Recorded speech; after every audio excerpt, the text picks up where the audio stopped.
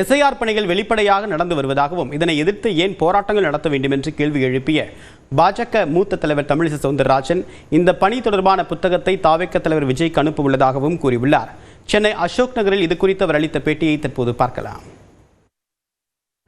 நமது வாக்காளர் தீவிர சீர்திருத்த இந்த இயக்கத்திற்கு எதிர்கட்சிகள், குறிப்பாக திராவிட முன்னேற்ற கழகத்தை சார்ந்த கட்சிகள் தான் எதிர்த்து கொண்டார்கள். இன்னைக்கு நான் வரும்போது தம்பி விஜய் அவர்களின் கட்சி 16ஆம் தேதி இதற்கு எதிர்த்து ஆர்ப்பாட்டம் செய்ய போகிறார்கள் என்று அறிவித்திருக்கிறார்கள்.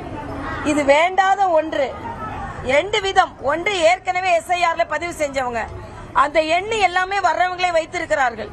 எஸ்ஐஆர்ல இதுக்கு முன்னால பதிவு செய்யாத இளைஞர்கள். ஆக அவங்களது மிக இலகுவா இருக்கு, எல்லாமே இலகுவா தான் இருக்கு. அதனால நான் இன்னைக்கு தம்பி விஜய் அவர்களுக்கு இதை போஸ்ட்ல அனுப்பலான் இருக்கேன். ஏன்னா இதை படிச்சுட்டு இதுல ஒண்ணுமே இல்ல, மக்களுக்காக நம்ம உதவி தான் செய்யணும், ஏன் போராட்டம் செய்யணும்? திமுக தான் போராட்டம் செய்து அரசியலுக்காக. நீங்க புது கட்சி, இது உங்களுக்கு இன்னும் உறுதுணையா இருக்கும். போலி வாக்காளர்கள் இல்லாம முதல் தேர்தலை நீங்க சந்திக்க போறீங்க.